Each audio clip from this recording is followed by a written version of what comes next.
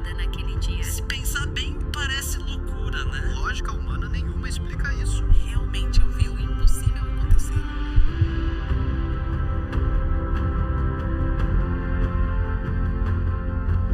É isso aí.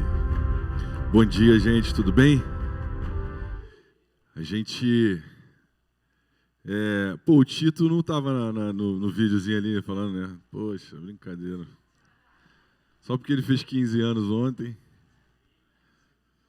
12, não, tem 3 anos que ele faz 12. Acho que vai ter mais 3 que ele vai fazer 15, né? Que ele está fazendo 15 já tem uns 3 anos seguidos. Que ele está grandão, né? O moleque parece que tem 15. Mas ele, esse momento de Dia dos Pais, a gente sempre é um tempo muito importante, né? Um tempo muito gracioso. Deus se revela como Pai e isso é algo extraordinário, né? Então, ser pai é algo incrível. Sei que a Ariane já deu aí um super salve para os pais. E só tem 3 aqui, né? Então, eu, ele e o Vini. O Josué, mas o Josué não ficou em pé na hora. Ah, o Josué, desculpa, amigo, você estava aqui, tá bom. Desculpa. Tá bom, desculpa, ele estava aqui em cima, por isso que ele já estava em pé antes. Diego também, mas o Diego estava lá atrás também em pé, também não vi também. Mas é isso, um super salve aí para os pais. Um beijo no coração. A gente está nessa série, né, iniciamos na semana passada falando enquanto houver fé. Né, e isso é, sem dúvida, algo que mexe com a vida do cristão. Né, o homem de Deus, a mulher de Deus, são homens que são reconhecidamente alguém que tem fé, que carrega essa fé. E essa fé, ela tem a ver com uma confiança, né? A fé ela não existe dúvida na fé, ela é uma certeza, ela é uma convicção que muda a forma como a gente vive. A fé que nós temos, ela molda o nosso dia a dia, né? Ela faz a forma como a gente vê o mundo, a forma como a gente enxerga tudo ao nosso redor ser transformado. A fé que nós temos em Deus, a confiança que nós temos em quem Deus é, naquilo que Ele prometeu, naquilo que Ele disse a respeito de nós, da revelação de quem nós somos nele, tudo isso vem a partir dessa confiança, dessa fé. Ou seja, é um ato de confiar de forma tão extrema ao ponto da gente dedicar a nossa vida a essa fé. Acreditar a nossa vida a essa confiança que nós temos em quem Deus é. Né? Então, foi assim que os grandes homens de Deus viveram, né? Foi assim que a Bíblia mostra a vida dos grandes homens de Deus. E ao ponto deles confiarem tanto naquilo de morrerem pela causa, morrerem pelo aquilo que eles tinham fé, morrerem pela causa do Evangelho. Então isso deve nos ensinar, né? A Bíblia deve nos ensinar sobre essa confiança, esse lugar de estarmos firmados no Senhor. E na fé não há medo, na fé não há dúvida, na fé não há assim, nenhum tipo de variação. Ela é uma certeza, é algo que você sabe, é algo que você acredita, é algo que você tem total confiança. E tem muito semelhante à esperança, né? A fé e a esperança são coisas que caminham muito juntos, mas existe uma diferença aqui, né? A esperança seria algo que você deslumbra, né? Que você olha para o futuro, é uma expectativa do futuro. A fé, ela já te traz para um lugar presente, é uma convicção real agora, né? É algo que te move hoje. A fé, ela move o hoje, ela move o agora, né? Mesmo que você ainda, porque o texto de Hebreus 11 vai dizer assim, olha, a fé é a convicção daquilo que ainda não se vê. A fé é a convicção daquilo que você ainda não pode tocar. Mas aquilo que não se vê, nem sempre é aquilo que não está no presente. Vê se você entende isso. Existe algo que eu não vejo, mas existe uma fé tremenda. Por exemplo, eu não vejo Deus. Eu não estou vendo Deus aqui, mas eu tenho uma fé, uma convicção real que Deus existe, que Ele é meu Pai, que Ele cuida de mim, que Ele tem cuidado de nós, que Cristo é quem Cristo é. Ou seja, existe uma convicção naquilo que é invisível. No mundo espiritual, no mundo onde as coisas, onde a gente não vê de forma natural, mas a gente tem uma percepção do mundo espiritual que é invisível para nós. Mas ainda assim há uma certeza, há uma convicção. Então, essa fé, ela nos leva a viver a nossa vida, o dia a dia, a rotina da nossa vida. A fé não é algo que nós experimentamos nos nossos encontros religiosos como igreja. A fé é algo que nos faz acordar amanhã. A fé é algo que nos move para o próximo passo. A fé é algo que está rodeando a nossa vida. E ela também não é circunstancial, porque a fé ela está presente independente das circunstâncias. No dia bom, no dia mau, a fé ela permanece. Ela te sustenta, ela te coloca num lugar sólido de caminhada, né? Então, ela também não varia de acordo com a circunstância da vida. Pelo contrário, é ela que te consegue colocar de pé, mesmo que seja num dia difícil, mesmo que seja num dia desafiador, mesmo que seja num dia de extrema alegria. Em todos os momentos, a fé ela vai sustentando as nossas vidas. E para falar desse tema, para falar enquanto houver fé, eu queria convidar duas pessoas, dois irmãos de extremo valor, que é a pastora Fátima. Vamos dar um salve para a pastora Fátima e o nosso irmão Vinícius. Aí o Vini, isso aí, primeiras damas, Vini. Amor, ajuda ela aí, para não... O Vinícius não precisa ajudar não, deixa que ele vai se virar. Pode ser. O Vini senta no meio. Senta no meio, Vinícius. Não, senta lá no meio, lá, vai lá. Eu vou olhar vocês de cá de frente, é melhor. Isso, ai, coisa boa. Qualidade. A gente já fez, né, esse modelo algumas vezes. Né, na semana passada a gente já tinha feito também em outra oportunidade. E é sempre bom a gente compartilhar, ter... E a ideia é a gente fazer alguns pensamentos, algumas perguntas que a gente já tem conversado. A gente falou um pouco sobre personagens, né? E aí a segunda pergunta vai ser essa. Já estou adiantando a segunda pergunta. Vai ser falando um pouco sobre personagens bíblicos que chamam a nossa atenção, que mexem com a gente, né? Tem muitas histórias excelentes e que a Bíblia nos mostra como homens de Deus. Até o texto que a gente leu na semana passada de Hebreus 11, falando sobre cada posicionamento de fé fez os homens de Deus irem e realizarem coisas, né, extraordinárias a partir desse lugar de confiança em Deus, né? Isso move a nossa vida, isso move o nosso dia a dia. E a primeira pergunta, né, é falar um pouco sobre essa questão dos desafios, né? Falar um pouco sobre a questão das coisas que podem ou deixam muitas pessoas no tempo da dificuldade ou no tempo desafiador. Muitos irmãos têm a sua fé um pouco abalada, né? E às vezes o que nós precisamos fazer é o contrário disso, né? E como reagir diante disso, como reagir diante dos desafios, né? Como fazer esse paralelo entre a fé e o dia difícil, entre a fé e a dor, entre a fé e uma doença ou qualquer que seja a situação.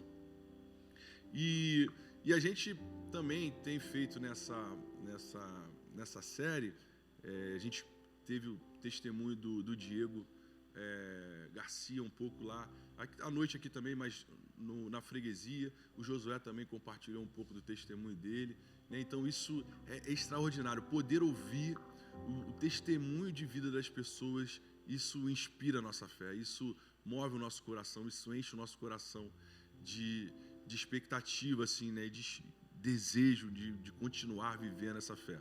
E aí, para a gente começar, vamos começar pelas damas, né? É isso? Não é? Com certeza. Melhor, com certeza.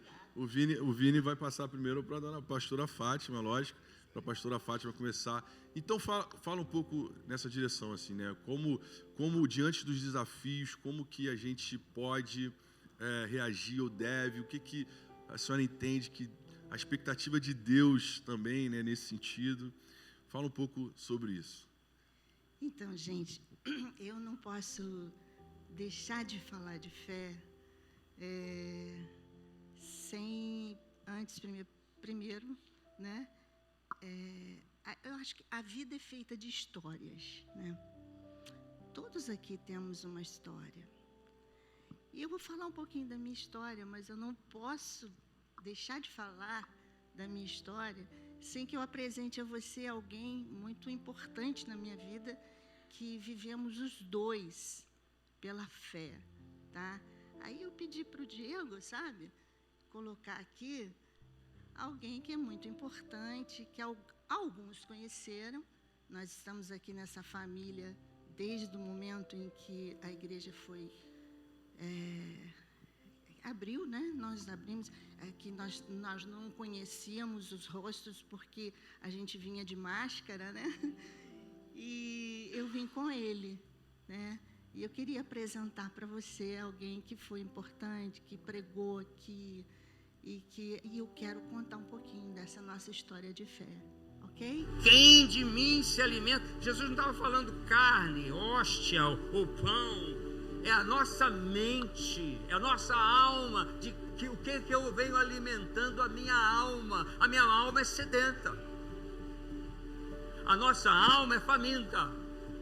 As pessoas procuram religiões. As pessoas querem uma expressão de algo que mude a sua vida. E só há um caminho. Só uma verdade. E a vida. E ninguém vem ao Pai. Ele não falou, ninguém vai. Não, ninguém vem. Tem que passar por ele. Esse é o Paulo. Eu quero contar para vocês que aos 23 anos, já fui novinha também, igual a vocês, tá? Aos 23 anos eu me converti e, por coincidência da vida, eu fui batizada aqui na igreja de Nova Vida, aqui de Botafogo, tá? Aqui quase em frente. E interessante que a minha vida mudou completamente quando realmente Cristo entrou na minha vida. E eu comecei realmente, a gente começa a enxergar as coisas de uma outra forma. Eu era noiva, eu estava com o enxoval pronto para casar. E eu comecei a enxergar de forma diferente, inclusive aquela pessoa que eu queria, né, prosseguir a vida. E então eu terminei com essa pessoa. E aí então eu fiquei durante 4 anos da minha vida, de 23 aos 27, me alimentando da palavra, indo à igreja. A fé vem pelo ouvir, e realmente o ouvir a palavra de Deus, e aquilo foi formando em mim uma convicção de quem realmente era Deus. E aí eu tinha um desejo enorme de casar com alguém que fosse muito comprometido com Deus. Essa era meu desejo, formar uma família com uma pessoa que fosse comprometida com Deus. E eu, nessa espera, eu então conheci o Paulo. Mas eu conheci um Paulo que vocês não têm ideia. Eu conheci um rapaz que tinha quase que nós tínhamos a mesma idade, só que ele era doente. Ele chegou na igreja doente. Ele era renal crônico, ele fazia hemodiálise. Uma pessoa totalmente improvável. Ele tinha passado por essa questão que foi muito forte para ele. Ele perdeu a saúde, estava perdendo a saúde, trancou a faculdade, enfim, ele estava sem projeto de vida, totalmente. E eu tinha acabado de me formar, eu sou psicóloga, e eu tinha saúde, Mas nós tínhamos um desejo, eram únicos, o desejo dele era o meu, de formar também uma família. E a gente se conheceu, a gente se gostou. Eu queria mostrar ele antes. Você pode mostrar a foto dele antes? Vocês acham meus filhos bonitos? Diego e Gabriel? Mais ou menos. Ele era mais. Só o próprio respondeu. Ele era muito bonito, gente. Enfim, esse aí é o Paulo antes, quando eu o conheci. Mas só que tinha uma coisa, ele era verde. Ele era verde, ele tinha, porque ele fazia hemodiálise, e ele tinha uma cor estranha mesmo. E ele passou a frequentar a igreja que ele já tinha se convertido, tá? E o que aconteceu? O pessoal, as amigas, né, as pessoas que me conheciam, diziam assim: Fátima, você está certa da cabeça? Você sabe o que você está fazendo? Você sabe o que é hemodiálise? Sim, aí o que você falou, né, a fé, a certeza. Deus começou a colocar uma convicção no meu coração de que a gente ia ter uma vida e que a gente ia casar. Uma convicção absurda que ninguém pode colocar no seu próprio Deus. E aí, então, nós começamos a namorar. O nosso namoro foi ir e voltar de hospital.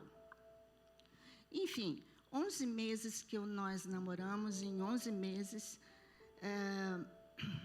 o que aconteceu foi que ele... interessante, preciso contar isso, tá? Todos os amigos, parentes dele começaram a investir para poder pagar o transplante, né? E aí o que aconteceu? Ele juntou mais ou menos, hoje seriam uns 100 mil reais, naquela época, e ele estava com aquele dinheiro para fazer o transplante, e a irmã dele foi a doadora, mas ela custou muito, porque para fazer um transplante a pessoa tem que estar totalmente bem de saúde, e ela estava sempre com infecção urinária, e aquilo, ele ficava angustiado. Um dia ele falou assim: não, tem uma amiga que quer doar o rim para mim, eu vou na casa dela e vai ser ela. E eu falei: não, você não vai fazer isso, tem uma promessa, e é a sua irmã, porque eles eram, apesar da idade, ela tinha, era uma diferença de idade muito grande, ela era bem mais velha que ele, ela tinha um rim incompatível, totalmente incompatível com o dele. E aí o que aconteceu? Nessas indas e vindas, né, de hospital, que ele já não aguentava mais fazer hemodiálise, ele dizia: não, eu não aguento, eu quero qualquer rim e tal, e a gente ali, durante esse namoro, a gente, assim, foi realmente algo que a gente não teve um namoro comum, né? Mas sempre visando aquilo que Deus poderia fazer. Então, o que aconteceu? Saiu o transplante dele num hospital público e ele não precisou mais lançar daquele dinheiro. E o que aconteceu foi que em 11 meses nós namoramos, noivamos, e ele transplantou em novembro de um ano, e em fevereiro a gente estava casando, do outro ano. E logo depois, então, o que ele fez? Um dia ele chegou para mim e falou assim: Fátima, Deus está me pedindo aquele dinheiro para dar para a igreja. O que você acha? Ele ligou para mim. Ele falou assim: eu não sei se foi Deus ou se foi o diabo. Eu não sei o que é. Eu falei assim: olha, o diabo não ia pedir dinheiro para você dar para a igreja. se você quiser dar, você dá. E era um dinheiro que nós íamos comprar as coisas para a gente casar. E aí o que aconteceu foi que ele doou o dinheiro. Deixa eu te falar uma coisa. Quando ele doou antes do transplante sair. Agora muito tempo, a gente vai... Antes do transplante sair, ele fez essa doação. E logo depois, o transplante saiu no hospital público. Enfim, foi uma maravilha, o transplante foi um sucesso, né? E nós casamos. E o médico só falou o seguinte para a gente: olha, é provável que vocês não possam ter filhos. Diego e Gabriel. Hoje tem neto também. Enfim, gente, essa é uma partezinha, né? Mas uma coisa que eu queria ler para vocês aqui foi o seguinte. Dá licença aqui que eu preciso botar meu óculos, tá?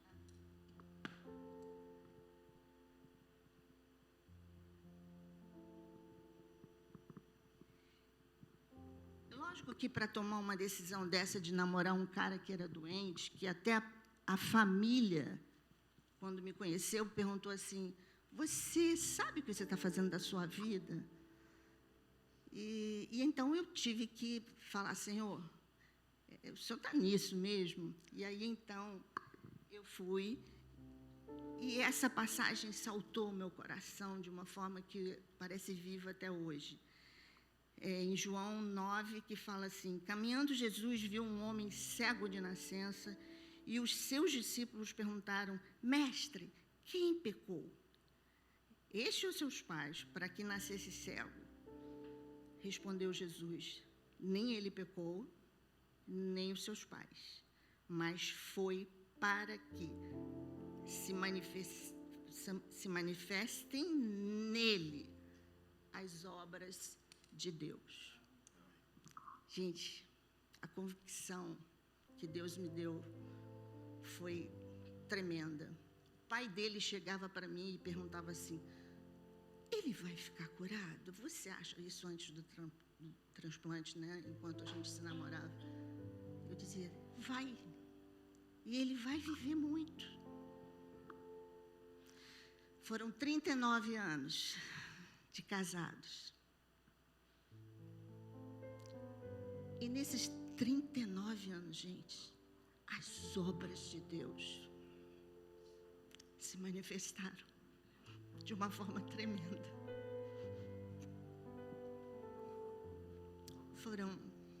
Tivemos momentos lindíssimos, mas também tivemos momentos difíceis.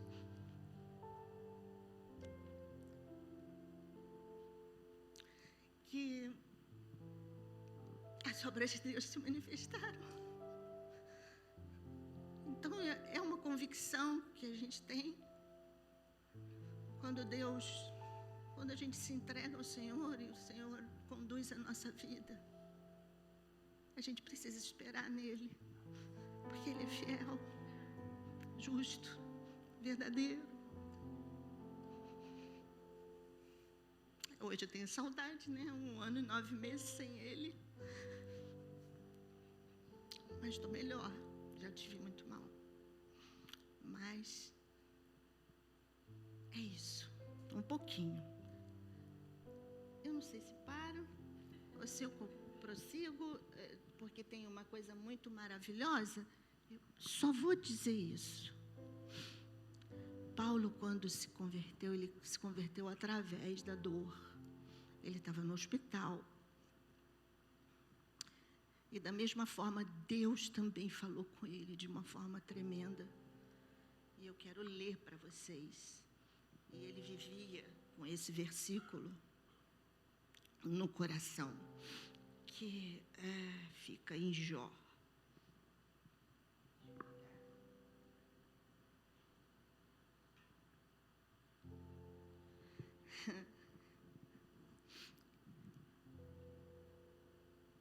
Deus falou com ele através dessa palavra, dizendo assim: porque eu sei que o meu Redentor vive e por fim se levantará sobre a terra.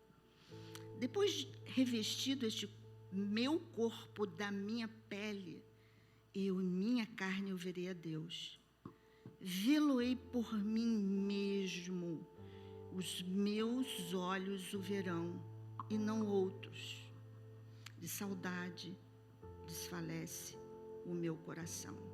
Só que essa versão aqui não foi a que ele leu. A versão que ele leu dizia o seguinte: vê-lo-ei por mim mesmo, os meus olhos o verão, e não outros. Por isso, os meus rins se consomem.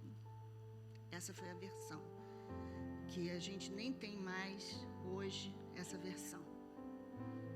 E aquilo impactou a vida dele de uma forma tremenda. Por isso, então, que os meus rins se consomem para com que eu possa ver a Deus. E foi isso que aconteceu. Ok? Muito bom. Obrigado, hein, pastora Fátima. Testemunho é muito bonito. Bem, agora não sei nem o que você vai fazer aí, Vinícius, porque... Eu ia continuar ouvindo. Isso aí. Acho que seria melhor. Mas então, fala aí, compartilha sobre algo que Deus colocou no seu coração. Fala com a gente aí. É um pouquinho difícil, né, falar depois da pastora Fátima. Ainda mais trazendo à memória o pastor Paulo, que foi um homem de Deus, que inspirou muita gente aqui, né? E eu acho que para o Dia dos Pais, relembrar um pouco do pastor Paulo é sempre muito importante, porque, apesar dele não ter sido meu pai, né? Mas ele exerceu uma paternidade, porque ele enxergou muita coisa em mim quando a gente conversava, e a gente conversava bastante. Ele me inspirou muito. E isso é exercer um pouco de paternidade também, né? Você identificar nas pessoas algo que elas têm, você projetar as pessoas, incentivar, inspirar. E ele foi uma grande inspiração para mim. E ele sempre falava para mim o seguinte, né? Ele falava assim: Vini, servir a Deus é muito bom. Ele sempre falava isso para mim. E num dos momentos assim que eu tive bem complexos, né, na minha vida, que ele teve um papel fundamental, foi quando eu recebi o diagnóstico do Theo, né, eu e a Joyce, e ele foi a primeira pessoa que eu liguei naquele dia. E ele falou assim: vai ficar tudo bem, tenha fé. Tenha fé, você não está sozinho.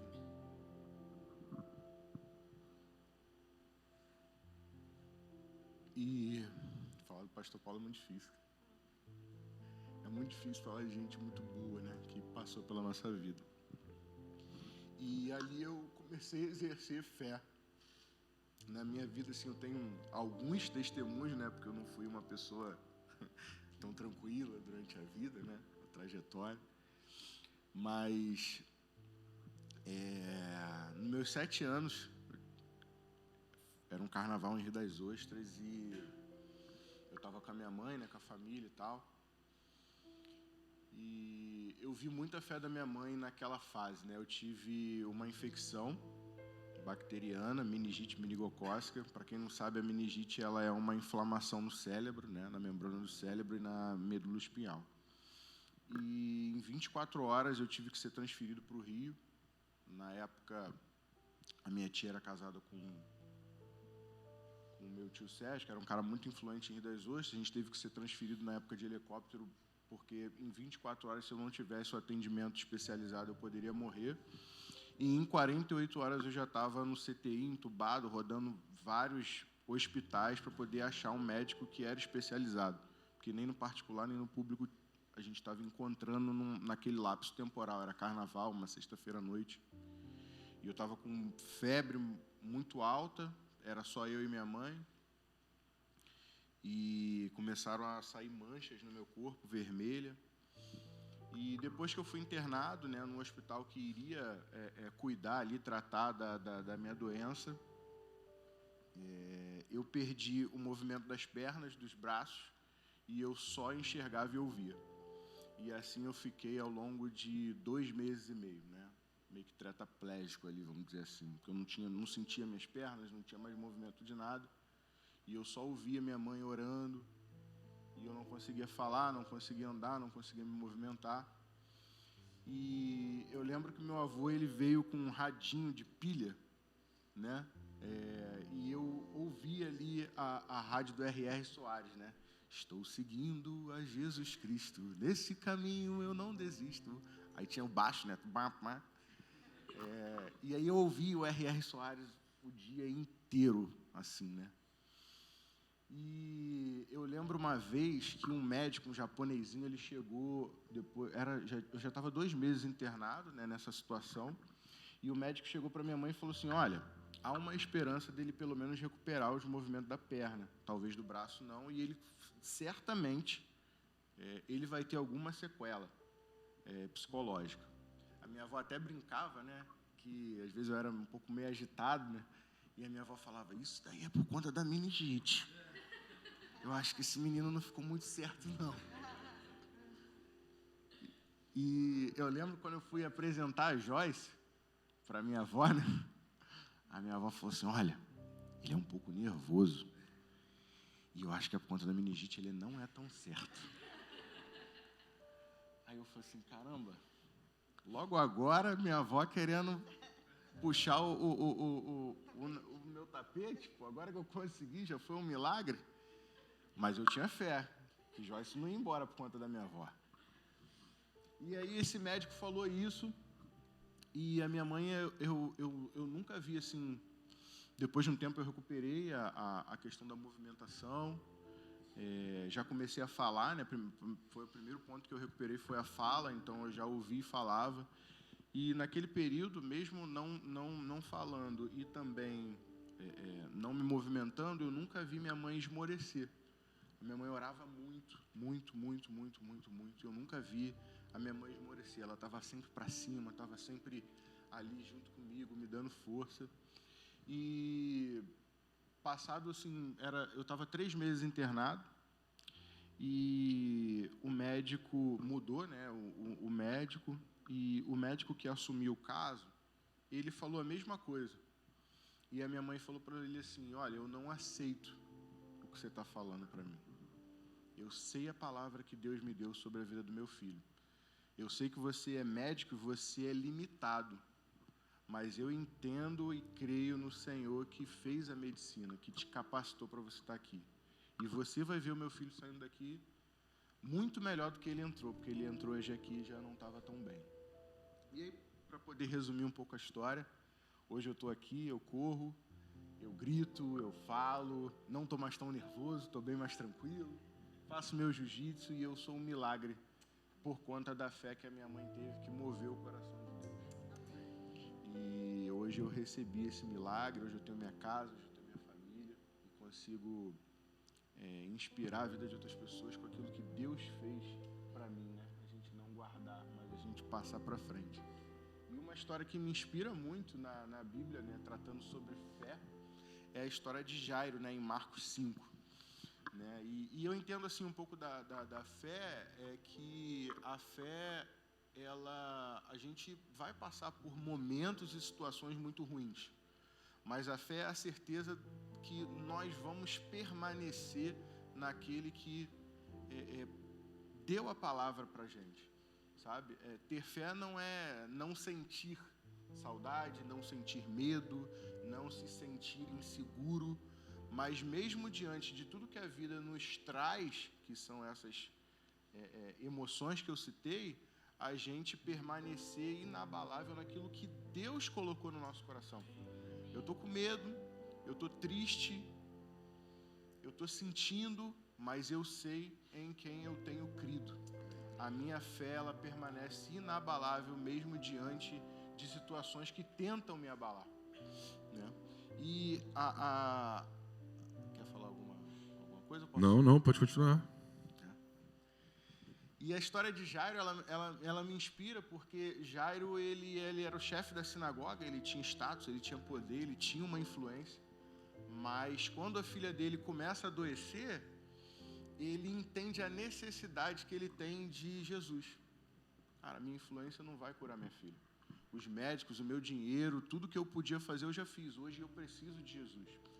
E Jesus chega de barco, né, até a cidade ali onde Jairo estava. E Jairo vai até o encontro de Jesus e Jairo se lança aos pés de Jesus e faz o pedido, né? Senhor, eu preciso da tua intervenção porque minha filha está doente. E Jesus prontamente, né, rodeado de muita gente, fala assim, vamos então até a sua casa, vamos ao encontro da sua filha. E, pô, maneiro, né? Nos dias de hoje, vamos pegar um Uber, então, partiu casa, Alto da Boa Vista, Caxias, Belfor Roxo, onde for, a gente vai lá e cura rapidinho, né? Só que naquela época, não. Né? Naquela época, era um alvoroço de gente em cima de Jesus, e Jesus caminhando junto com Jairo, com certeza ali esperançoso, mas ao mesmo tempo aflito, né? Ele caminha com Jesus. E naquele trajeto, Jesus para, porque alguém toca nele, né? E Jesus, em Marcos 5, no verso, se eu não me engano, 34, que eu acabei esquecendo de anotar aqui, Jesus fala assim, alguém me tocou. E os discípulos falam assim, mestre, tem uma multidão aqui, como é que o senhor pergunta quem te tocou? Até um tom meio tipo assim, caramba, que loucura, Jesus. Tem uma multidão, todo mundo está te tocando. Ele, não, alguém me tocou porque de mim saiu o poder. Ou seja, Jesus ele não liberou o poder, alguém conquistou aquilo. Ou seja, a fé daquela mulher do fluxo de sangue que toca na orla do mestre, a fé dela conquista a cura que ela tanto almejava. Era uma mulher que gastou todo o seu dinheiro ao longo de 12 anos tentando buscar a cura, a resolução do problema dela, ela não conseguiu. E ela pensou, Jesus vai passar aqui, eu não preciso falar com ele, eu não preciso tocar nele, eu não preciso que ele entenda a minha situação, eu só preciso tocar no vestido dele, nas vestes dele, e eu tenho certeza que eu vou ser curada. E aí ela foi sorrateira, tocou e saiu. E Jesus para. E Jairo deve estar pensando, meu Deus, parou, minha filha é doente. E agora, o que vai acontecer? Vou permanecer aqui e vou esperar. E aí a mulher se apresenta, Senhor, foi eu que te toquei. Com certeza com medo, porque Jesus para a caminhada no meio da multidão. E ela fala, foi eu que te toquei. E ele, tá bom, vai em paz porque tua fé te curou. Ou seja, a fé dela moveu o coração de Jesus para ela poder conseguir aquilo que ela tanto buscava. Então a gente vê na Bíblia vários cenários, né, de fé. No meio da trajetória de Jairo, a gente encontra a mulher do fluxo de sangue que é curada por Jesus porque a fé dela a salvou, a curou, né, e ela foi. E aí Jairo deve estar pensando, né, pô, maneiro, ela precisa do Senhor, mas a minha filha está lá também. E quando Jesus continua a caminhada com Jairo, as pessoas que estavam lá com a filha dele vêm até Jesus. Vem até Jairo, né? E Jesus ali do lado e fala assim, cara, você não precisa mais do mestre, sua filha já foi. E aí imagina a gente recebendo essa notícia, né? Quem tem filho ou quem tem um parente doente, tipo, não importuna mais o mestre. A sua filha já partiu. E aí eu fico concatenando ali, imaginando a cena, né, de Jairo do lado de Jesus e fala assim, e aí? Parou pensando, né? Caramba, tu perdeu tempo curando a mulher, eu sei que ela precisava, mas minha filha também, minha filha agora morreu. E Jesus fala assim, não tenha medo, apenas creia. Não tenha medo, creia somente.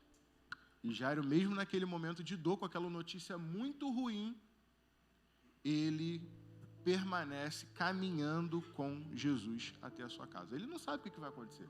Jesus só pediu para ele crer. Jesus não falou que ia curar a filha dele. Jesus poderia derramar um bálsamo sobre a vida dele e ele se acalmar e a vida continuar.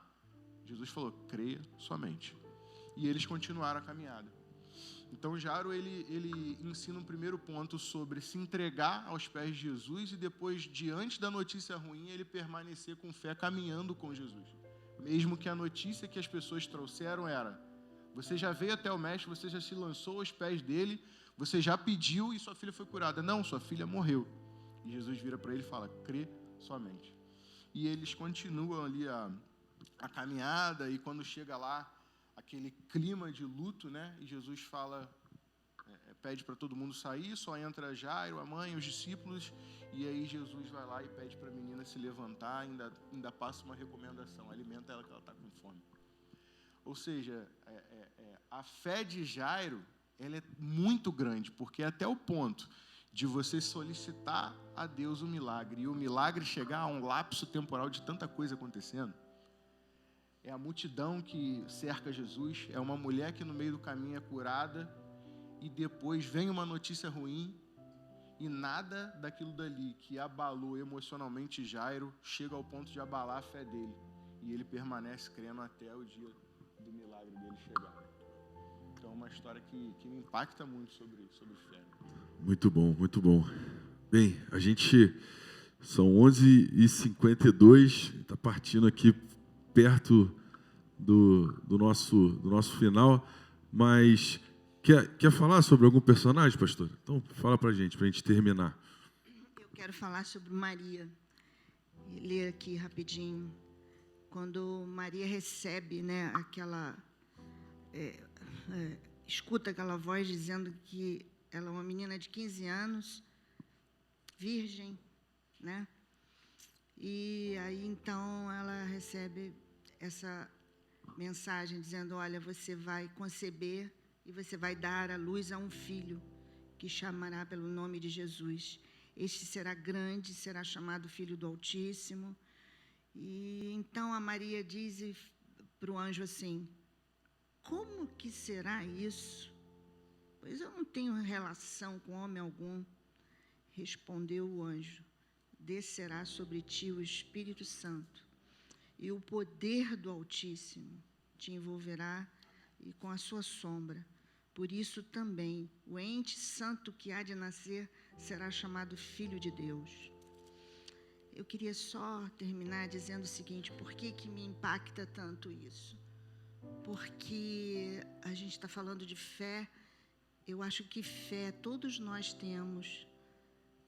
Nós temos, naturalmente a gente tem fé para acordar, para fazer as coisas, mas quando a gente coloca fé no Senhor Jesus,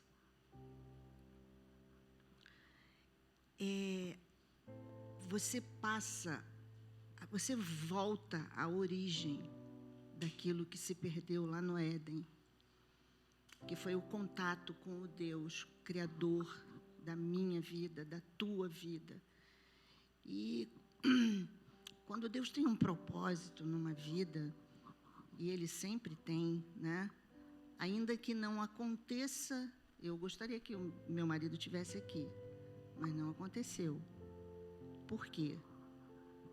E aí a gente continua, mesmo andando aqui com a saudade, mas o contato que a gente tem com o Senhor faz com que o poder dele, esse Espírito Santo que envolveu Maria, também nos envolva nos momentos mais difíceis da nossa vida. Para com que a gente possa andar não pelo que a gente vê, não pelo que a gente sente. A gente pode sentir, a gente pode chorar, a gente pode, né? E deve, mas sabendo de que nós somos peregrinos aqui nessa terra. Não sei se hoje, amanhã, eu estou aqui, mas eu sei, a gente continua com essa fé, com esse envolvimento que o Espírito Santo faz no nosso coração, dizendo que um dia nós estaremos juntos. Um dia essa casa aqui, isso aqui não é nossa casa está lá. Jesus falou, olha, eu vou preparar um lugar para vocês. Então é isso, gente. Nós podemos viver aqui e agora pela fé, o Senhor fazendo milagres, sim, mas sabendo de que um dia tudo isso vai passar e a gente precisa viver essa vida conectado a Ele, ouvindo o que Ele tem para nos falar todos os dias através da sua palavra e sendo alimentados. Jesus disse, olha, quem de mim se alimenta, por mim vai viver até aquele dia. É isso, muito bom, hein? Vamos aplaudir ao Senhor aí pela vida da pastora Fátima, do Vinícius. Obrigado por compartilharem, né, o testemunho de vocês e também compartilhar daquilo que Deus tem falado.